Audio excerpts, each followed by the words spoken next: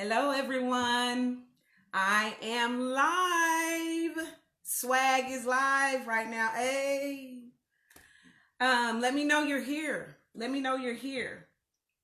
I am going here also to join our live event. I miss my swag girls. I miss seeing y'all at school. I'm here at home in my living room. Yes, we have people in our kitchen and all kinds of stuff right now. Say hi if you are here. Wave at me. Hi, Nisi. That's my number one right there. That's a strong woman achieving greatness. Yes. And thank you, Nisi, for starting the LIT program at in the elementary schools. LIT is leaders in training. So when you are talking about leaders in training, they become strong women achieving greatness. So thank you, Nisi, for doing that. I am production today, so I'm going to be back and forth on the camera, and I've got my laptop right here as well. I miss seeing your faces. Hi, Aunt Joe. Thank you for being here. I saw your little picture the other day. It was really cute. I miss seeing your faces. I miss hugging you and giving you candy. Y'all know I always have candy. Yeah, today I just wanted to be intentional about maintaining the connection during this time where we are being forced, literally. Well, we're being asked right now. Let me take that back. We're being asked right now to do some things. We just want to comply. Because I know even with my children, I always start by asking. Anything I want from them or request from them, I always start by asking. Wave at me, let me know you're here. Jump in and say hi. I know some of y'all is like going crazy because you're at home with them kids. Yes. we love our children. We love our children. I'm trying to, like I said, I am production as well. So I am jumping on my computer as well so I can follow along with what you guys are seeing, saying, doing. If you don't see your friends in this room right now, invite them, go get them. Say, come on, y'all, we about to chat it up with some swag. Swag is strong women achieving greatness. Swag was birthed out of my passion to mentor young ladies and to have an opportunity so that they can have an opportunity to connect with other women who are doing great things. Not that their mothers are not already doing great things, but sometimes when you are in an environment and you don't see people that look like you, yes, I'm trying to fix my hair. Yes, thank you for that. And you don't see people that look like you that are successful in that environment, then it kind of makes you wonder, what would it take or what would it look like if I were in that space? So yeah, I am, I'm excited that y'all are getting on. Come on in the room now. I want to start with what swag is. Swag is strong women achieving greatness, which I've already let you guys know. If my family is on here and from Missouri, wave at me, say hi. I've been trying to be intentional in maintaining the connection with swag group girls that have been coming to meetings, girls that have been they've just heard about swag. I've been trying to be intentional about connecting with them. I see one of the people that I follow, Melissa Radke. She's live right now. I'm gonna have to message her later and say, Melissa, now I'm live. How you gonna be live too? But I love Melissa Radke. If you don't follow her, follow her. She is a strong woman achieving greatness. She is an author, a mother, public speaker, public figure. So I want to just jump right in. I wanted to give at least 5 minutes for people to start coming in the room, just like I do when I hold group at the school. You know, some of y'all been a little late getting in the room, so I wanted to give y'all 5 minutes at least to get in. First things first, we always start our swag groups with what's trending. We always do. Every time I hold a group and I'm talking with the girls, if you've not ever been to a group, this is exactly the format that I use when I'm holding a swag group. So we're going to start with what's trending. Of course, we are all inundated right now with information regarding COVID-19. I'm not going to spend this hour talking about COVID-19, y'all. I know that's what's trending, but that's not where I'm going today. What I do want to, at this time, is be intentional. Hi, Kim. I'm glad you're on and you're joining from Missouri. Yeah. I want to be intentional about putting out there some resources. Number one, for those of you who live in Washington and are part of my swag group now, Spokane Public Schools, SpokanePublicSchools.org. They are putting out resources for you. Please, please, please go on and on the website and see what they're saying about not just academic, but you guys, even swag falls under the SEL umbrella, which is the social emotional learning. Hi, Cindy.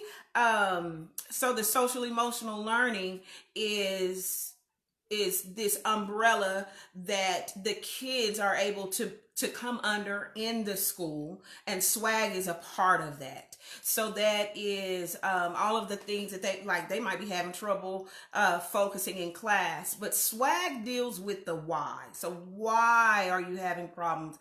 I really, and honestly, I come in the swag group and I say to the girls, I don't give a flying flip about what you've been doing. Let's talk about why. What's going on at home. So that's what swag deals with. So Spokane Public Schools supports this, and I just want to make sure that you all are aware of this resource. SpokanePublicSchools.org. That's the resource you can access on your phone, on your computers, whatever it might be, so you can find out about food, like where can I get food in my community? Are the schools open? All this kind of stuff. Also, a good resource might be your local church. I don't know if you have a church home, or maybe you don't. Maybe there's just a church in your community. Maybe you went on a walk the other day and you saw that there was a church there. Talk to them. Access your local churches for resources. And also, I want to really say this about your local media. Really listen to what your local media is saying, because there's things that are being said here in Washington that are not being said in Missouri, that are not being said in other places. For us, our governor gave the decree yesterday that we are shelter in place. So stay home, stay safe, stay healthy. Stay home, stay healthy. That's what he said. Stay home, stay healthy. So that is really all I want to say about COVID-19. I'm not here for COVID-19 today. Another resource. Crystal just said that, so this is what I'm saying about local churches. Our church, Jesus is the Answer City Church, we have something called Labor of Love, and it is a food bank. And we give out food to the community. They will be putting information out on their social media page to let you know where you can get this food. One of the young ladies right now, she said, I'm picking up food for Labor of Love now. So that means if she's picking up, that means they're getting ready to distribute. Cindy is in Colorado. See, she said they're not in shelter in place right now, but they're in the house. See, that's what I'm saying. Listen to your local news. Listen to your local news. Hi, Ronica. Thank you for being here.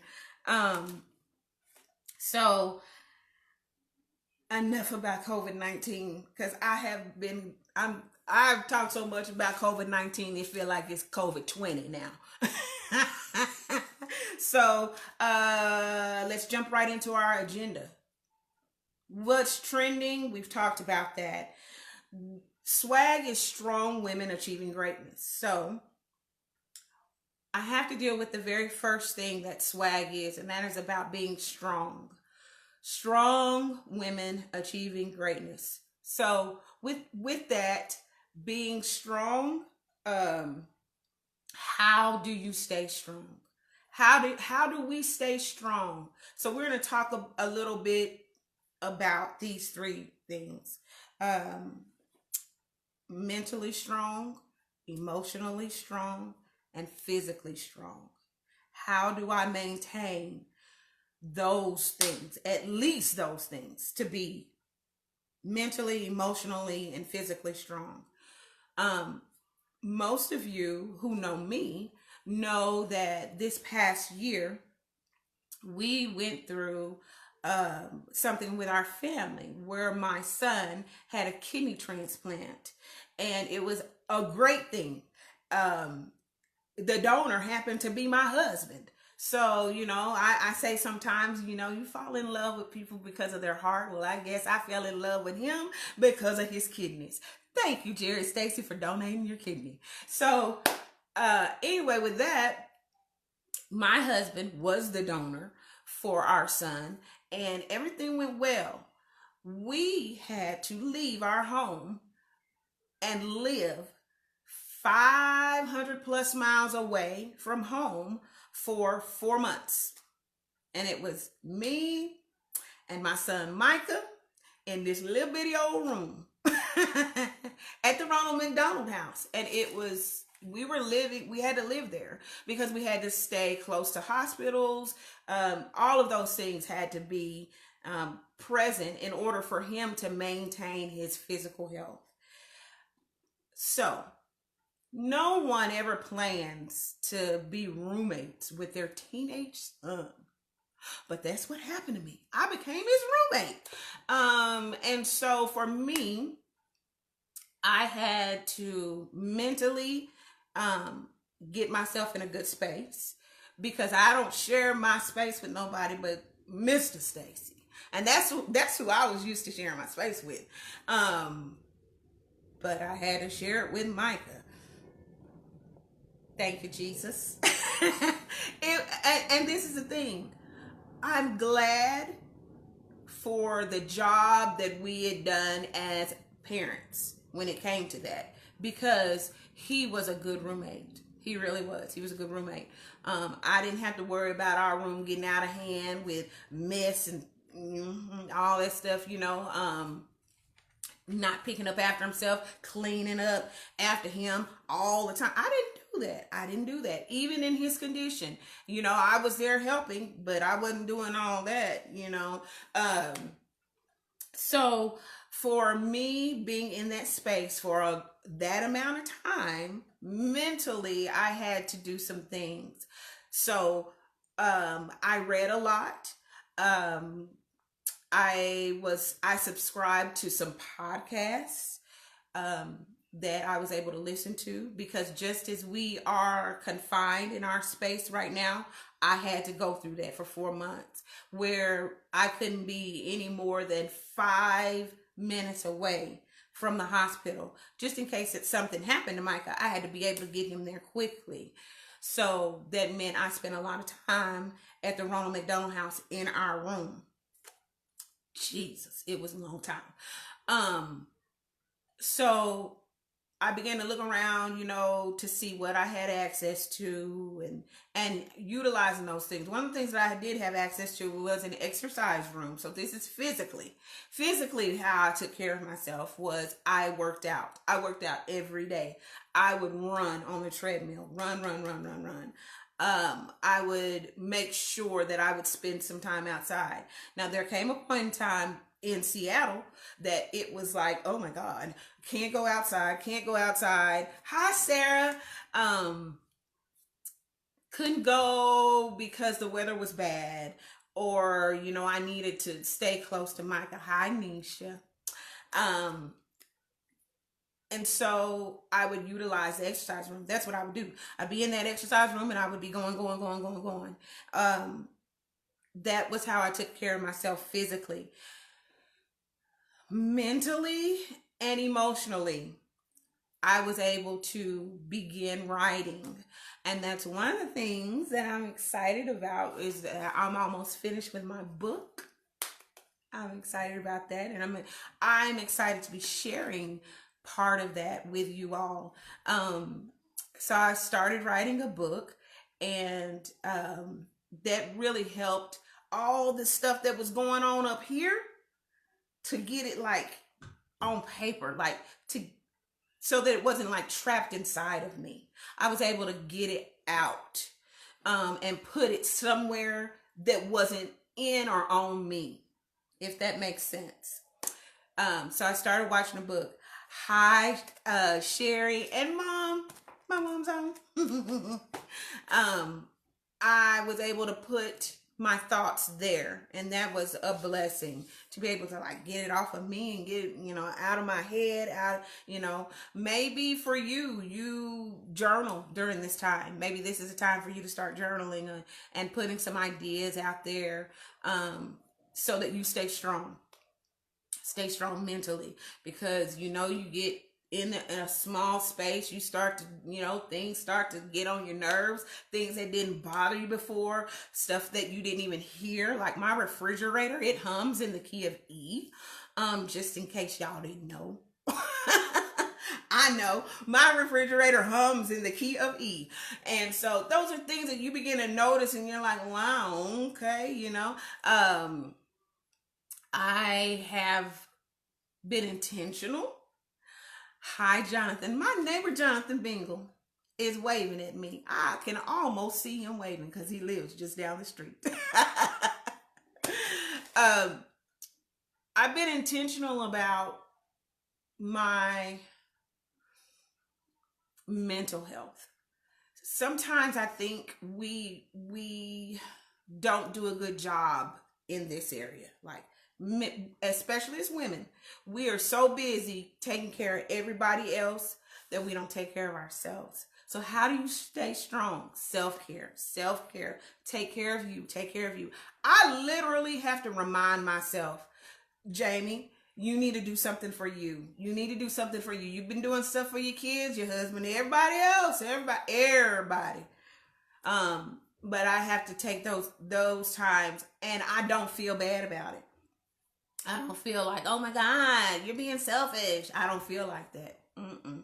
I mean, like, yes, I like this for me. Um, but being able to get into that space and not feel guilty, that's important. Don't feel guilty about taking care of yourself. Um, I know, like, emotionally, we had to go through the stages of grief. I learned this because I have a therapist. And a lot of people would be like, what? Why don't you just pray about it? I did. I prayed about it, and God said, go see that therapist. So I go to a therapist, and she is wonderful. And I think that with everything that happened with our family, we did a very, very, very good job of preparing for the worst. Because, you know, I was leaving my home here in Spokane, going to Seattle. They were going to have this surgery. This procedure was happening. So they did a really good job of preparing me for the worst. Hi, family. Hi, Yessie. Hi, Jared. I think we were pretty set in regards to, you know what, something bad could happen. Something bad could happen. Like, things could go horribly wrong. I remember I had a social worker pull me aside one time, and she said, hey, I don't know if you really considered this, but you could actually leave here without either of them. And I was like, what? You know, I hadn't really thought about that. but I was in such a fight. Like my body, I was postured like I was in a fight. I was going. And people would be like, how are you just still going like that? Like, what in the world? Like, how are you still so strong? You're so strong, you're so strong, you're so strong. But it is really the part of our brain where you have your fight, flight, or freeze. That for me, when situations arise, I'm a fight person. And that's where I had been. I'd been in that fight. So taking care of myself emotionally meant that I needed to see a counselor. And what I realized is that seeing this counselor, we had done such a good job of preparing for the worst, for preparing for dying, but we had not done a good job in preparing to live. We had not done a good job in that regard. And so when we came back home, things were like, oh my gosh, things were different. We had to manage all these medications, go to the hospital, go do labs, go do this, go do that. But it was all of these things now that we were having to manage. And on top of that, our lives are literally different. We had not prepared well for that, and we hadn't been equipped with the tools. The healthcare workers were excellent. We had excellent doctors around us. We had people praying for us. I had people traveling all the way to Seattle to come and see me. I had friends who lived in the area who were like checking on us and all this and making sure we had what we need. And I think we did a good job of like, okay, let's prepare for the worst. But we didn't prepare well for living, and now we're in this space, and life does go on.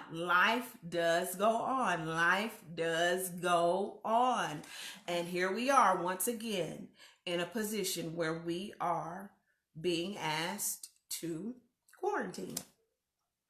Now I'm a pro at it now because we had to do it for so long. I know what we have to do to maintain our health and our sanity. So being physically strong, mentally strong, emotionally strong, all of those things, you cannot let that slip just because you're quarantined or whatever, or you're self-isolating. Don't let those things slip. Don't let those things start to be something that you don't care about. I'm just gonna be, in my pajamas. I'm just gonna do this. I'm just gonna do that because I ain't going nowhere. I ain't doing it. Take care of yourself. Whatever you need to do to maintain that mental health, emotional health, and your physical health. If you have some questions about what we went through, put them up there. I definitely want to answer your questions. My friend Sarah said, so true. She can say that because she herself has been through not one, but 2 heart transplants. And I remember her being a big part of the helping me, like walking through some things to understand, hey, the medications you're going to have to manage, you're going to have to do this, you're going to do this. Just having people around us all the time who were like helpers. And I remember even recently in a swag group meeting, we talked about the helpers. We had the privilege when we were in Seattle, living there. One of the things that they did that would happen at the Ronald McDonald House often is there would be different people and different charities that would give to the Ronald McDonald House. Well, it just so happened that when the movie Beautiful Day in the Neighborhood, the Mr. Rogers movie that Tom Hanks was in, they gave tickets to the Ronald McDonald House. And not only did they give us tickets, but they did it with the understanding that there were people that were immunocompromised who wanted to come to the premiere, but we had to maintain space from other people. So we had our own little section where we were able to sit away from people.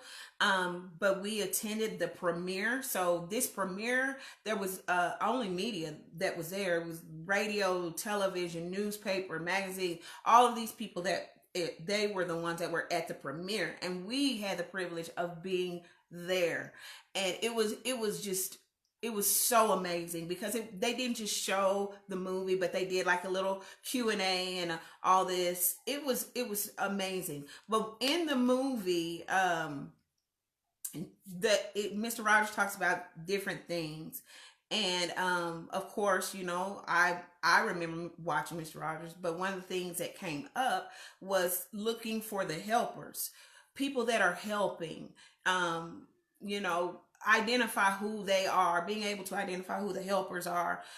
For me, and I write this in my book about the people that I had identified as helpers in my life were like paramedics, policemen, firemen, pastors, teachers. They were the people that I had identified as helpers, because oftentimes when things were going on, when bad stuff was helping, everybody was running this way and they were going this way. They were running to the problem. They were running because they wanted to come and help. And in my book, I talk about this. What does it mean? What did it look like for me? I wanted to be a helper so bad. I wanted that nightmare of everything that we were going through to go away. And I felt helpless in a way. But then I realized that being a helper meant that I needed to take care of me.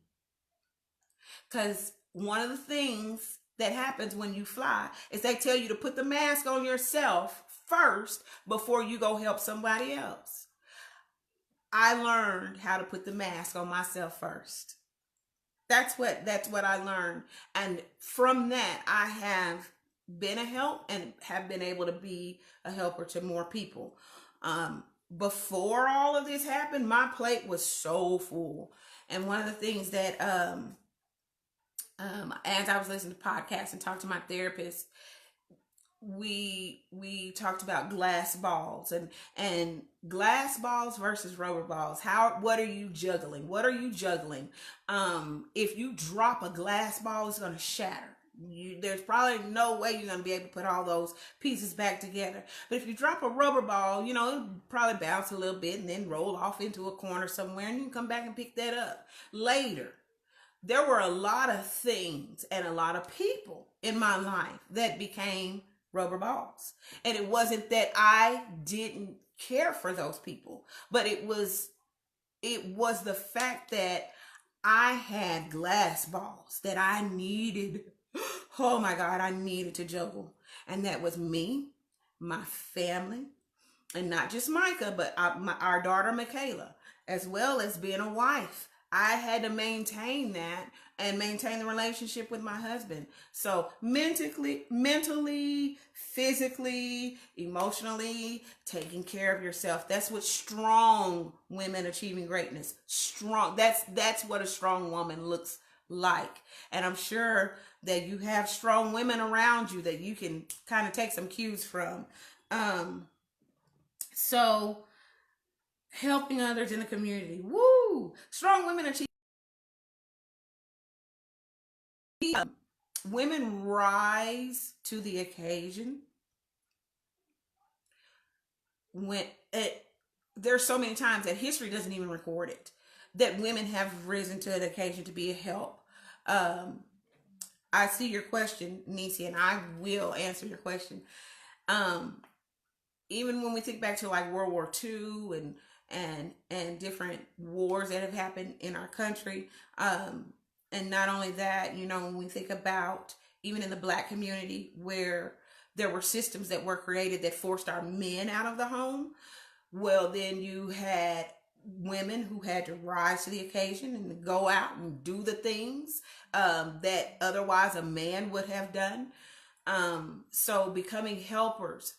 One of my friends, Catherine Kilroy, decided on 3/20, which was the other day, March 20th, 2020, she was going to sew mask, because they're asking for the mask for medical workers. She sold 20 of those on 320. She sold 20 of those masks. That's being a helper. That is being a helper. And I know that you all are out there doing things. Please share those things that you're doing so that other women might get inspired and begin to build upon that and begin to share as well. Nisi asked this question. Do you think that because you hadn't really prepared to live, it made it hard to accept Micah being able to go back to a normal way of life? I say yeah. Because I was in a space of, in that fight mentality, where I couldn't really get out of it. Like I couldn't, like, because I no longer needed to be fight, fight, fight. I didn't know how to stop that. And so whenever he was like, I want to go back to school, girl, I was like, okay. But he was like, I want to see my friends. I want to do that. And I got that. But I didn't know what it would look like for him to go back to school. Like, no one talked to us about, when Micah gets ready to go back to school, do this, do this, do this, and do this. No one talked to us about that. So we didn't know what that even looked like. I knew that he needed to go back to school and that he wanted to go back to school. So yes, it was hard for me to accept it, but at the same time, I'm going to share this little nugget with you guys. The title of my book is called Next to Normal. And I do plan on reading and sharing with you all just the introduction to my book. Because it explains why that title. But when we talk about normal, we're talking about, all of us are not living normal right now with all the stuff that's going on. But next to normal for us, it meant that what everyone else perceived as normal was not normal for us. And it was okay. That's okay. That's okay. And we had to get to that space to accept that it was okay, that our normal did not look like everybody else's normal, quote unquote. I had, in accepting that for him, I've had people talk to me and say, hey, my son, or I know someone who has one kidney and they're married, they have children, they this, and this. Of course, he's 16, just turned 16. So I can't imagine him having a girlfriend, let alone married with kids.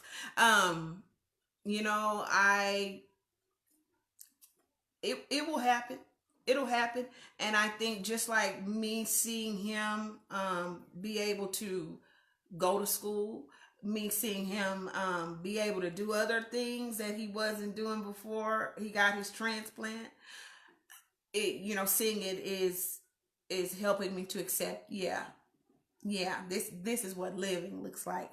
This is what life looks like for him. And so I want to move into the next part of our topics. I put some things out there about what we were going to talk about today for our swag group. I'm sorry I can't give all of you candy. Normally that's what I would do at my swag groups. Is I would give everybody candy.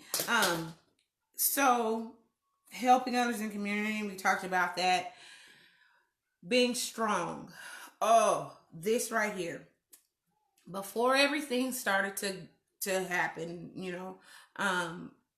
in regards to Micah and then this other stuff that's going on, I was already pursuing ways to build some layers into the support and layers into what me as an individual, what I'm able to offer other people and systems, and even like the school district and stuff like that, what I was able to offer them.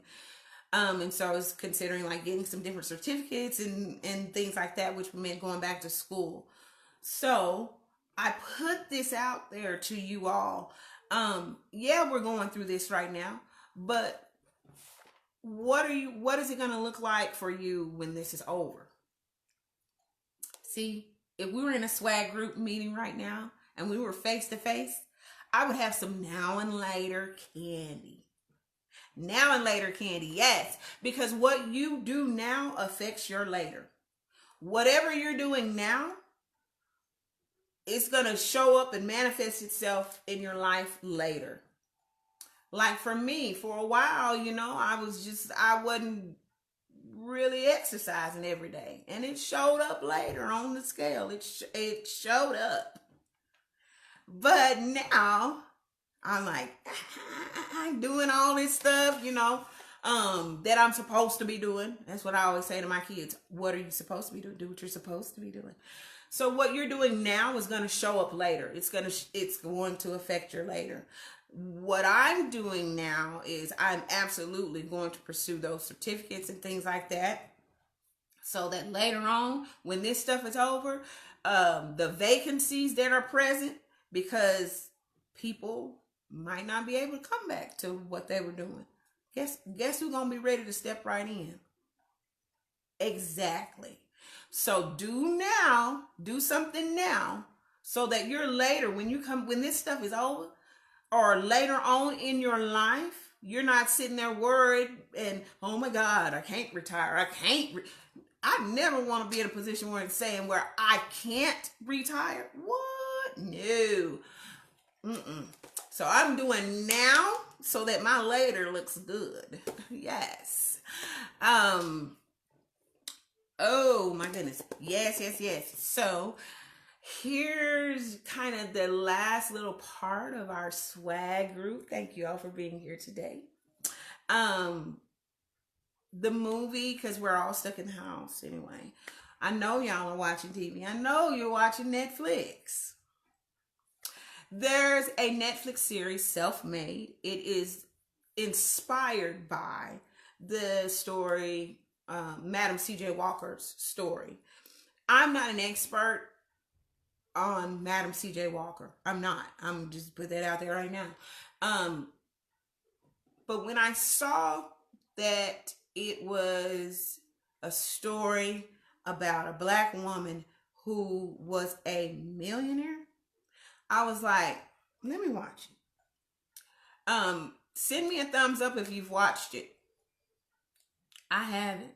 I watched one episode of the series, and I am going to share with you just a little bit, because I haven't watched it all, so I don't have a complete I can't really dissect it. I haven't watched it all. But I had a friend who watched it, and she said to me that she felt like it was empowering, and that she felt like it was a great story. Not just a story, but she talked about, I want to get her message here, what she had said, because it was good. And I was like, well, maybe I need to keep watching. How many of you have watched it? Have you watched it? Hi, Tiffany. Have you watched it? Thumbs up if you've watched Self-Made, inspired by the story of Madam C.J. Walker. I haven't, y'all. I haven't watched it all, but I know I'm going to watch it. I want to watch it because, number one, the title, self-made.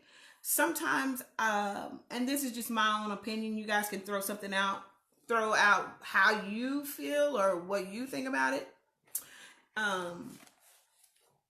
When I hear the term self-made, To me, it sounded like you didn't have no help. And I know that there's really not anything that anyone has done that they didn't have at least a little bit of help. Um, so when I hear that title self-made, I'm like, wait a minute, or the word self-made, it makes me think like that. I don't know, maybe y'all feel differently. Let me know what you think about the words or self-made. For me, I was just kind of like, self-made is, like I said, it kind of suggests that no one helped you. You did it all by yourself. Um, but I can remember, like, when I decided that I was gonna do swag, and I got my business license, did all this stuff, blah, blah, blah. Some people look at that and they're like, oh wow, you're the founder of swag, that's so cool. And because it's a sole proprietorship, which means that I'm the sole owner of that, it would be very easy for someone to assume that swag means self-made. No, because I had a lot of help along the way. And all of you in this room right now, guess what? Y'all are my help. You're helping me. Self-made, even with her name, it's like Madam C.J. Walker. And I know that it was a custom back in the day to take on your husband's name, But when I watched just that one episode, I saw that he was very, very supportive of her. Now, I know that could change. Hi, Lori. I know that could change. I haven't watched it all. Like I said, I haven't watched it all. I just watched one episode. I know that there's a possibility that could change. But what I saw was that CJ was a big help in her becoming what she became. And then one of the things that I was after I watched the first episode, I was talking to Jerry about it. And I was like, man, you know what? I kind of feel a certain way. Like, why do they have these two women like in a ring boxing? Like that's how they put the story. And for me, being so excited about strong women achieving greatness, it's all about lifting each other up. I know there's women out there that are going to be haters, and I know that there's people out there that is going to want to pull you down. But I would like to see more movies where women are supporting each other. To know that you became a millionaire because your friend helped you, or because you became a millionaire because you was lifting other people up, not because y'all was like in the ring, So I'm going to continue to watch it. We'll probably talk about it next week. Just so you all know, swag group meetings, like on our Facebook Live, they will happen on Tuesdays at 1 p.m. Tuesdays at 1 p.m. So if you came to the meeting today, I want to see you next week, and invite your friends. So we can have a discussion about, what's going on. Somebody that has watched it, let me hear your thoughts. Oh, Nisi. Nisi said it symbolized the fight between the light skinned and the dark skinned women. Like me and you, Nisi.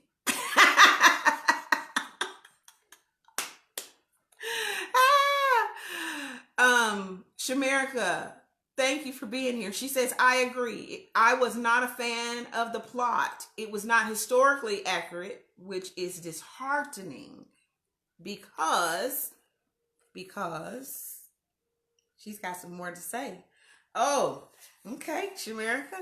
Because Madam C.J. Walker has a fantastic story. And like I said, I'm not a expert on Madam C.J. Walker. I didn't really know too much about her life. But as a Black woman, of course, I know about her contributions to hair. I mean, I'm all about the hair. We gotta have the hair right.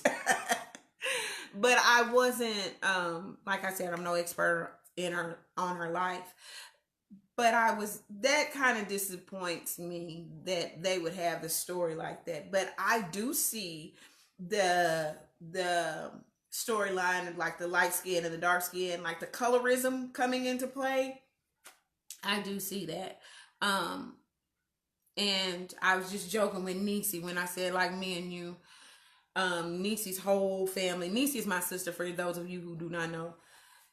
They're very light skinned. But I'm going to tell you something. I've done their hair as well. Hair is, we can't really say hair is hair. Because hair is different across cultures. Now, when we talk about strong women achieving greatness, one of the things that happened recently that I wanted to share with you all is I came into a school to do swag group, and I was met by the principal and administrator there, and was asked to go and talk to someone else who worked there at the school because there was an issue around hair and the policy that was governing hairstyles in the dance team. So the hair had to be uniform. Well, when they say uniform, that's everybody's hair had to be, alike. Everyone had to have their hair the same. And so the dance instructor is a white lady, and her words to some of the African American girls and minority girls that were on the team were her words just that she chose to use spoke of her lack of awareness. Let me put it like that. They spoke of her lack of awareness. And so I was like, well, they wanted me to have a conversation with the woman who had said something to the girls on the dance team. Well, I ended up going and speaking with the athletic director because the administrator actually wanted me to go talk to him first. So I did. And I sat down in his office, and he's going on about it, and he was like, this is a problem, this is an issue, and we gotta address this, and can you come and talk, and can you do this and that? And I said, okay, so here's the deal. We are in the House of Education. This is a school. We're in the House of Education. So as educators, we also need to take the position at time to be educated. And yes, as educators, you're like, I done put my time in, I went to school, I done it is an humbling place, but it is an appropriate place because we were in the House of Education. So I said, so let's just start right here. Why don't we just ask her to watch some videos on YouTube about ethnic hair? Let's just start there. Start watching some videos about ethnic hair, and here's my phone number. So if she has any questions, she can call me and we can talk about it. So let's start there. And he was like, oh, okay, that's a good idea. Yeah, let's do that. Let's do that. So I got up from my seat realizing that the problem wasn't in that room. The problem existed way outside of that room and above the heads of us who were actually having a conversation about it. It was actually the policy that had been created that did not create space for people with ethnic hair. So I left that room and I emailed the board of directors who govern the policies around those things. So I wanted to be transparent with the administrator that I had done that. So I went into her office and I said, hey, this is what I've done. I know we had a conversation about it, but I felt like, you know, this is a policy that's not only affecting the girls here at this school, but it is affecting all of the young ladies across the state. So let's deal with that. Let's change the policy and let's just help everybody. So in my email, I brought up what the issue was, but I also brought up the fact that this issue was also something that California had recently banned, that there could not be racial discrimination in regards to hair in their state. The state of California had banned that kind of discrimination. And so I brought that up. I also brought up the fact that there had recently been a video that was showing a young African-American athlete having his dreads cut at a wrestling match. And also, you know, there's just been some disparaging things that have happened along the way, even in regards to education. There's a young man in Texas who was being told that he wasn't going to be able to walk to get his diploma because he had dreads, that his hair was an issue, you know. I was like, but that hair wasn't an issue when he was up in that class making them A's. So, all of these things. So we began talking about that. I began talking about that with the administrator. I wanted to be transparent with her, and I even shared with her a copy of the email that I had sent to the board of directors. And as we're standing there, she was like, well, it seemed like it would be a little bit more fair if some of our, she said, white girls would do something to match your hair. And I looked at her and I said, that ain't right either. That's not right either. That's me asking you to change. The issue can be resolved very simply by us just accepting each other. Just accept that we are different. How about that? Everybody just accept it. Yeah, I like my hair, and you know, some of the girls they have a fit when I tell them that. Yeah, you know, I got my hair came in the mail last week. They just be like, "Oh my God, what?" You know, yeah, I don't keep it a secret. I love this about being a Black woman.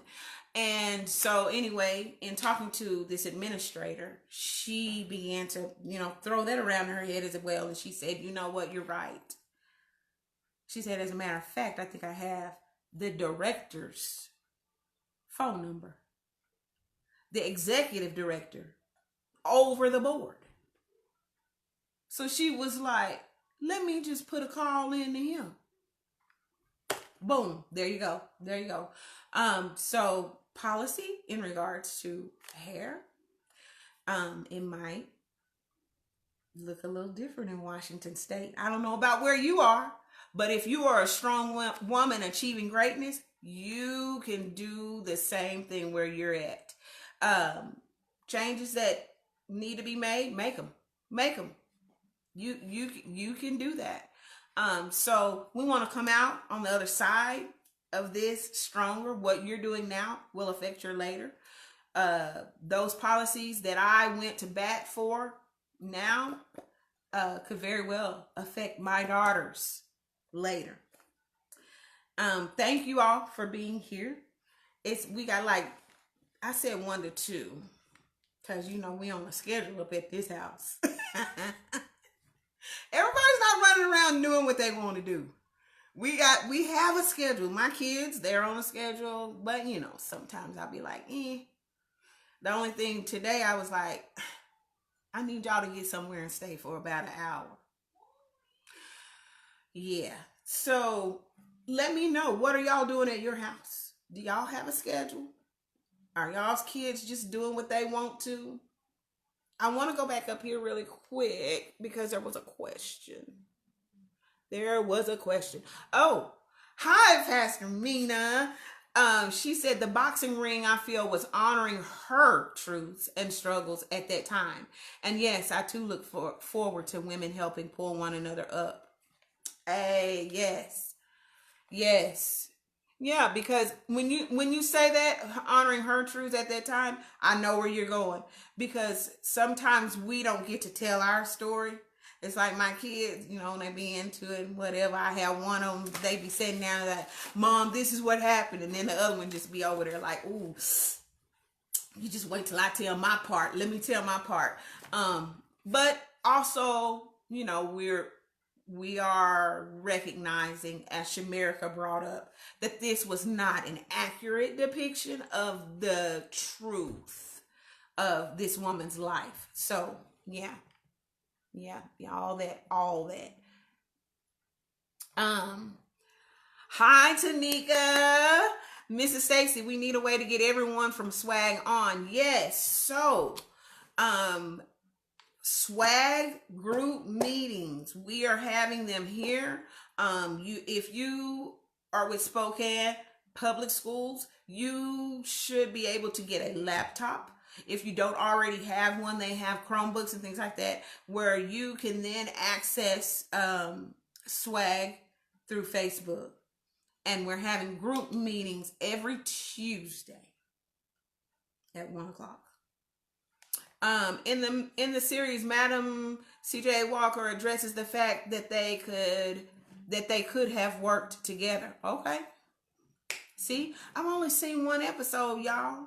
But next week when I come back and we talk about it, I'm gonna be like, bam, bam, I watched it, and this is what I thought for real. Right now, I just, I don't really know all of it.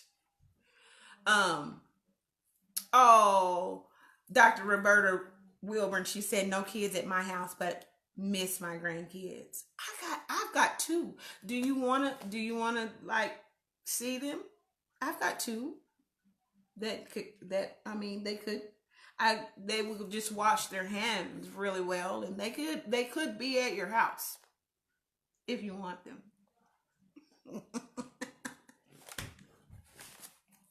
Yes. So thank you all for being here today. I'm going to see you next week, next Tuesday. With the Facebook Lives, I will be intentional about putting the topics out. So as most of you saw that there were like a little topics thing in there, and there was just those 3 points. Yes, I will be intentional about putting those out, what we're going to be talking about. So maybe if there's something that you haven't watched that we're watching, you can, do that before, and then we can have this discussion. Yeah, a lot of people's like, I have a couple of kids you can borrow, Dr. Roberta. This Netflix series that we are watching, it's called Self-Made. It is the inspired story, or it is inspired by the life of Madam C.J. Walker. So if you have not watched it or would like to start watching it, like I said, I've only watched one episode. Come on in the room and watch some, self-made. That's what we're watching. And I want your feedback on what you thought about it. I want to know what you thought about it. So I love you all. I thank you for coming and being with me today. I'm so happy to see your faces, even if it is just your digital face. Or is that your real face? Is that a face you done got from somewhere else? Let me see. Yeah, you know how sometimes, you be seeing somebody's profile picture and then you see them in person and be like, that's not what you showed me. I was not looking for the person that's standing in front of me right now. Yeah, that kind of face. Yeah. Happy to see y'all. Happy that you could come in the room. I will see you all next Tuesday. Invite your friends, especially our young swag girls. The reason why I'm doing this at 1 o'clock in the afternoon is because I know a lot of y'all is sleeping in. So sleep in, but then get up. My mom always used to say, wash your face and brush your teeth. Yeah. Wash your face and brush your teeth and then come and jump on. Swag. Yes. We'll have our little discussion and group meeting. And if things get a little better the next few days, I don't know, I might put together some little candy packages to mail out. Won't that be wonderful? Yes. All right, you guys. I will see you next Tuesday. I love you. Stay up and be blessed.